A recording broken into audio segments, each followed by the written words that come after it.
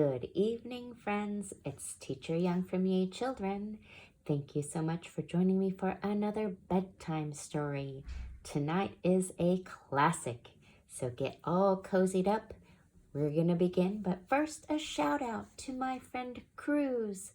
Cruz, thank you so much for being an awesome older friend at school. You are a wonderful big brother visitor and such a great role model. I wish you all the best of luck and success this year at school, and I hope to see you soon. Thanks again. All right, friends, let's start our bedtime story. Where the Wild Things Are. Stories and pictures by Maurice Sendak. Oops, it's torn. It happens. We still love our books, though. Here we go. Stories and pictures by Maurice Sendak. Here we go. The night Max wore his wolf suit and made mischief of one kind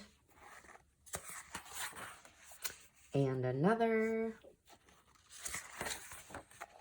His mother called him Wild Thing, and Max said, "I'll eat you up." So he was sent to bed without eating anything. That very night, in Max's room, a forest grew. And grew.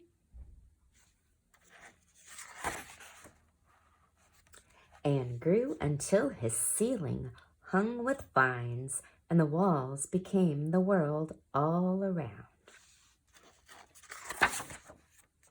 And an ocean tumbled by with a private boat for Max, and he sailed off through night and day. In and out of weeks and almost over a year to where the wild things are. And when he came to the place where the wild things are, they roared their terrible roars and gnashed their terrible teeth and rolled their terrible eyes and showed their terrible claws. Till Max said, "Be still," and tamed them with the magic trick of staring into all their yellow eyes without blinking once, and they were frightened and called him the most wild thing of all, and made him king of all wild things. "And now," cried Max, "let the wild rumpus start."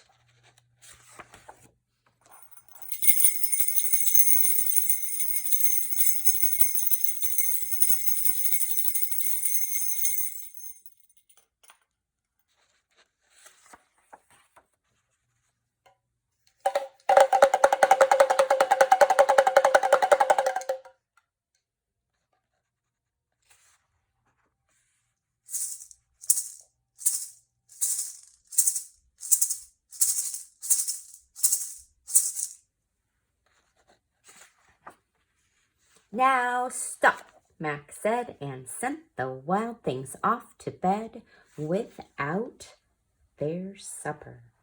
And Max, the king of all wild things, was lonely and wanted to be where someone loved him best of all. Then all around, from far away across the world, he smelled good things to eat. So he gave up being king of where the wild things are.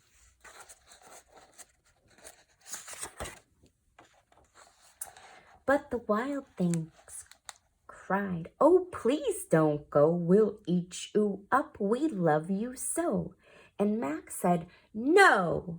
The wild things roared their terrible roars and gnashed their terrible teeth and rolled their terrible eyes and showed their terrible claws. But Max stepped into his private boat and waved Goodbye.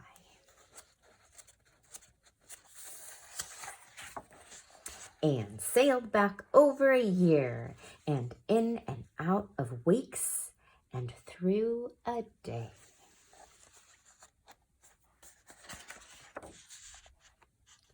And into the night of his very own room, where he found his supper waiting for him. And it was still hot. The end.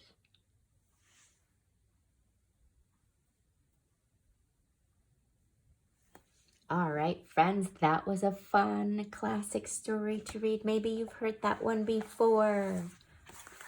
Ask your parents if they've read it too. Thank you so much for joining me. I hope to see you again next time. Good night, everybody. Sweet dreams.